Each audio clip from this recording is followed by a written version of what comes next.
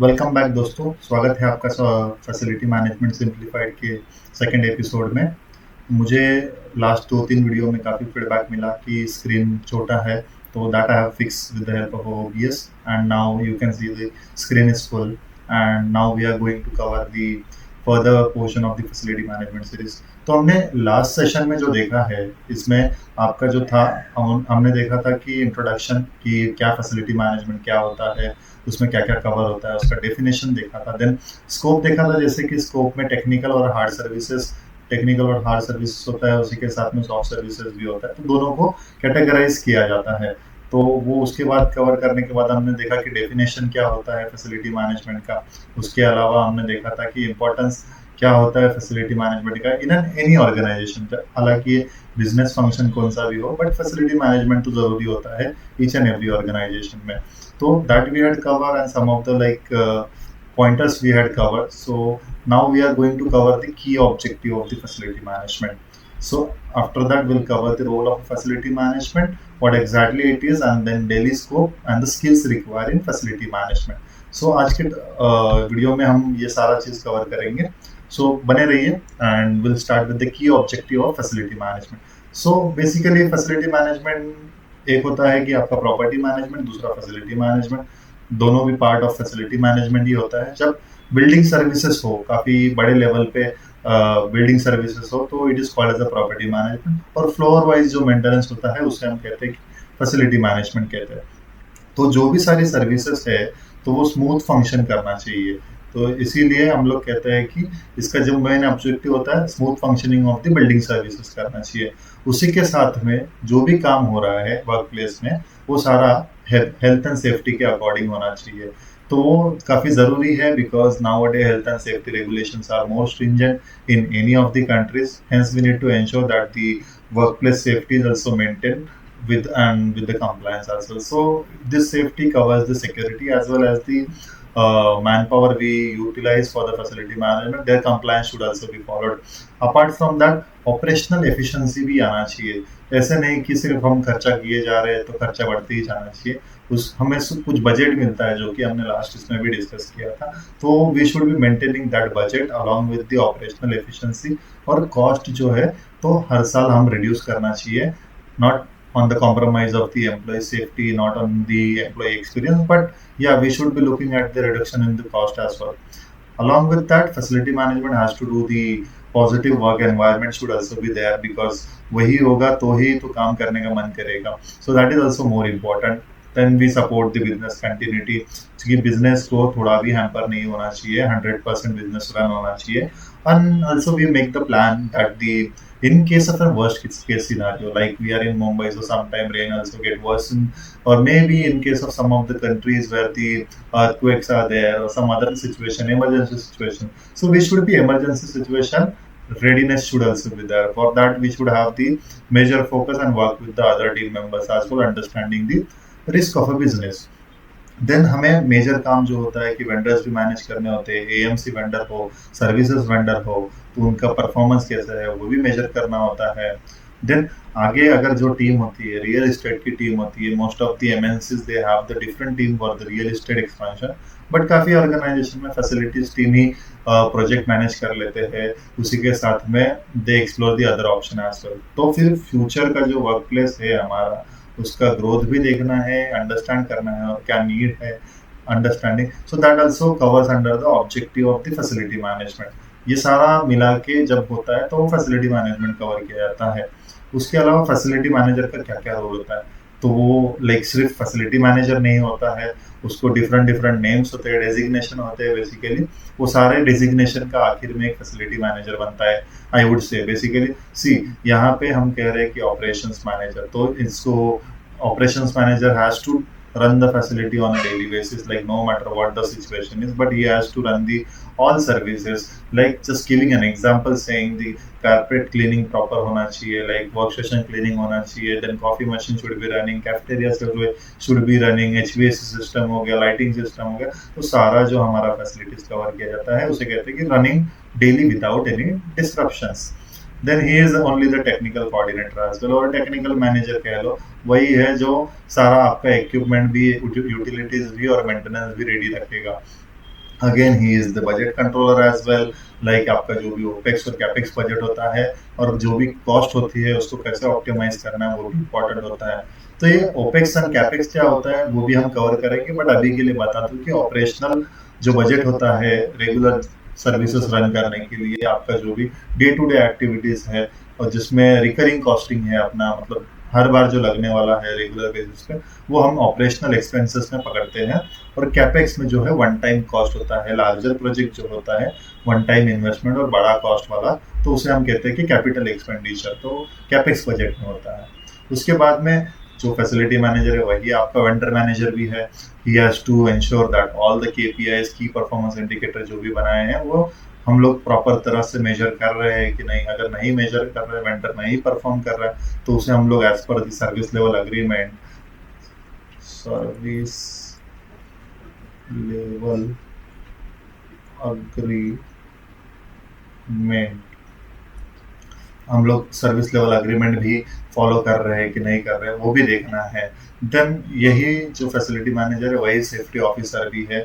इनको इंश्योर करना है जैसे कि सेफ्टी के टर्म्स है कि हजार्डस सिचुएशन नहीं है, जो आपका कोई प्रॉब्लमेटिक सिचुएशन नहीं क्रिएट कर रहा है, सारा कंप्लायंस के थ्रू है प्रॉपर। इनसे लाइक कोई फायर का इंसिडेंट नहीं होना चाहिए, स्लिप ट्रिप हजार्ड नहीं होना चाहिए। So basically work place safety we call it as, और occupational health and safety we call it as. तो वो भी वर्क प्लेस को देखना है कि कंप्लायंट और रिस्क फ्री रहे। देन स्टेक होल्डर के साथ कम्युनिकेशन, तो ये मेजर पोर्शन है आई वुड से फॉर एमएनसीज। जो कंपनी ज़्यादा स्पेंड करती है, एम्प्लॉय सेंट्रिक होती है, उनके लिए स्टेक होल्डर कम्युनिकेशन एफएम का रहना काफ़ी ज़्यादा इंपॉर्टेंट है। उसको अंडरस्टैंड करना है बिजनेस का नीड भी क्या है, फैसिलिटीज़ का प्रायोरिटीज़ भी क्या है, वो भी देखना है। देखिए, तो अभी हम जो पिछले पॉइंट्स थे उसी में कुछ पॉइंटर्स ऐड हुए हैं, जैसे कि फैसिलिटी मैनेजर जो है he looks after the overseeing of the maintenance and operation of building, properties और equipment. The exact role of facility management जो है वो वैरी होता है ऑर्गेनाइजेशन टू ऑर्गेनाइजेशन। लाइक आप अगर स्टार्टअप में काम करोगे तो स्टार्टअप का एफएम थोड़ा अलग रहेगा, बट आप कोई स्टेबल कंपनी का काम करते हो जैसे कि लेट्स से माइक्रोसॉफ्ट और गूगल और other company where the employee centric nature is there, so उनका रिस्पॉन्सिबिलिटी और उनका फैसिलिटी मैनेजर का रोल थोड़ा डिफरेंट रहेगा। So based on the size of the site I would say along with the based on the company requirement FM roles get varied। या then maintenance and repair, जैसे कि आपकी जो भी equipment है, जो भी असेट है, वो सारे के सारे उनको इंश्योर करना है फैसिलिटी मैनेजर को बेसिकली कि सारे के सारे इक्विपमेंट और इंफ्रास्ट्रक्चर जो है वो प्रॉपर चल रहा है, उसमें मेंटेन किया गया है और गुड वर्किंग कंडीशन में है। और इनका जैसे कि अभी अगर from the perspective of the ये कहो कि इक्विपमेंट के पर्सपेक्टिव से कहो, तो आपका सारा सिस्टम का एएमसी इन प्लेस होना चाहिए, एएमसी के अकॉर्डिंग उनका पीएम होना चाहिए, उसका रिकॉर्ड रखना चाहिए। तो ये सारी चीजें जो होता है मेंटेनेंस एंड रिपेयर के अंडर आता है, जो कि हम लोग डीप डाइव करेंगे कि प्रॉपर कैसे रिकॉर्ड रखा जाए, वो भी नेक्स्ट कमिंग वीडियोस में आते रहेगा। Then space planning and the management, so कौन सा डिपार्टमेंट कहाँ बैठेगा, कौन सा डिपार्टमेंट को कितना सीट अलोकेट किया गया है, और फिर कुछ फ्यूचर एक्सपेंशन है तो कैसे एडजस्टमेंट कर सकते हैं, that also we need to look into. Then see here we have already cover efficient use of space, जो से कहते हैं कि स्पेस मैनेजमेंट कहते हैं। देन इसमें जो है including managing the layout as well and the conference room and other spaces as well as overseeing the assignment of space to employees and department. जैसे कि मैंने कहा कि किसको कौन सा स्पेस देना है वो भी कवर किया जाता है, और न्यू स्पेस अगर देखना है तो वो भी मैनेज किया जाता है। Again we covered health and safety, it depend कि वो जो फैसिलिटी मैनेजमेंट जो है, फैसिलिटी मैनेजर रिस्पॉन्सिबल होता है आपकी बिल्डिंग और जो भी सिस्टम है उसका सारा जो लॉज कंप्लायंस है according to the state laws, according to the national laws I would say, और according to the city law where we are. So basically local body statutory compliance should also be there, जैसे DG के case में हमें compliance लगता है, then we require electrical compliance, then lift का compliance, all those compliance and safety regulations are need to be adhere and followed, and all the licences should be renewed. तो ये सारा regular safety inspection में भी आता है, implementing the safety procedure भी cover किया जाता है। Budgeting and cost control, again developing the budget, like understanding last year's spend, then pro rata basis calculation, then escalation based on the महंगाई, जो अपना महंगाई बढ़ता है वो भी कंसिडर करना है। देन कॉस्ट ऑफ मेंटेनेंस भी कवर करना है, रिपेयर्स है, अपग्रेड्स हो गए, कुछ चेंजेस करने हैं वो भी देखना है, then negotiation of the contracts with the supplier and vendor also, that also cover unto the are budgeting and cost control. Then energy management, जैसे कि अभी आप देखोगे एनर्जी मैनेजमेंट काफी इंपॉर्टेंट है, बिकॉज आपका वर्क प्लेस मैनेजमेंट में कहो तो कैफेटेरिया एंड ट्रांसपोर्ट के बाद थर्ड कॉस्ट होता है तो एनर्जी मैनेजमेंट होता है। तो एनर्जी मैनेजमेंट भी काफी इंपॉर्टेंट है, जैसे कहाँ पे हम अपना एनर्जी का कॉस्ट रिड्यूस कर सकते हैं वो देखना है, तो एनर्जी एफिशिएंसी कैसे बढ़ा सकते हैं वो भी देखना है, नए इनिशिएटिव्स लाने हैं एनर्जी सेविंग में। Just like giving an example over here कि आप एचवीएसी सिस्टम और लाइटिंग सिस्टम में काफी कुछ इंप्रूवमेंट कर सकते हो, जो कि हम आगे भी देखेंगे। What are the initiatives I have taken and what are the initiatives can be taken based on the your site structure. Then sustainability, आजकल तो सभी जगह सस्टेनेबिलिटी चल रहा है, ईएसजी चल रहा है, so we need to focus on that as well. Like अभी जो reducing the waste, that is also more important, then you're conserving the water, that is also important. All the natural resources, I would say we need to, all the natural resources we need to cover, and we should reduce that as well. Like यहाँ पे आप अगर waste पकड़ते हो तो food wastage भी कम कर दो तो भी वो कॉस्ट रिड्यूस करता है। देन वाटर सेव करोगे तो it is helping our mother earth as well as it will reduce your consumption.